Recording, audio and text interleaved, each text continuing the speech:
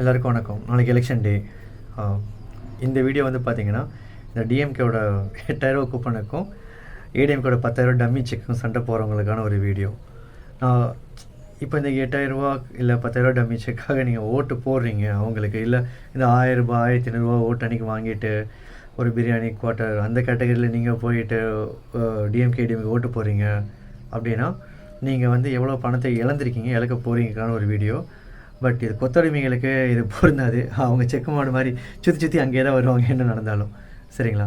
இப்போ இருக்கிற மின்சார கணக்கெடுப்பு 2 மாதத்துக்கு தான் நடக்குது.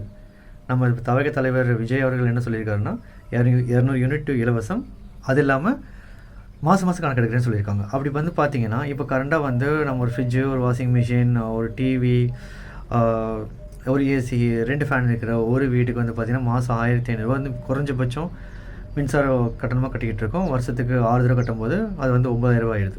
பட் இதே வந்து தலைவர் விஜய் வந்துட்டார் அப்படின்னா நமக்கு 200 யூனிட் ஃப்ரீ ஆயிரும். மாதம் கணக்கெடு நடக்கும்போது நமக்கு குறைஞ்சபட்சம் ஒரு 150 200 கட்டுவோம். காரணம் என்ன கேட்டால், 2 மாதத்துக்கு ஒரு ரீடிங் எடுக்கும்போது நமக்கு 500 யூனிட் 550 600 யூனிட் 700 யூனிட் வரும். இப்போ அப்படி வராது. சரிங்களா? அப்போ கரண்ட் பில்லை மட்டும் நம்ம பார்த்தோம்னா ஒரு வருஷத்துக்கு நாம் எவ்வளோ கம்மியாக ஒரு கால்குலேஷன் பண்ணால் கூட ஒரு 7,000 8,000 வந்து நமக்கு மிச்சமாகும்.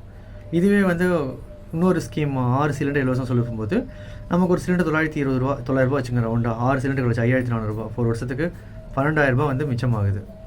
இப்போ இதே இது நீங்கள் 8,000 கூப்பனுக்கும் 10,000 இது செக்குக்கும் போயிட்டு ஓட்டு போட்டிங்கன்னா உங்களுக்கு நீங்கள் ஆல்ரெடி ஏற்கனவே வந்து லாஸ்ட் 5 வருஷத்தில் இப்போ அது ஒரு 5,400 இது ஏன்னா 12,000 60,000 நஷ்டமாயிடுச்சு. இப்போ மறுபடியும் 60,000 நஷ்டம் பண்ண போகிறீங்களா? இன்னும் அவங்க வந்து இன்னும் என்னென்ன இதுக்கு ரேட் ஏற்றுவாங்கன்னு நமக்கு தெரியவே தெரியாது.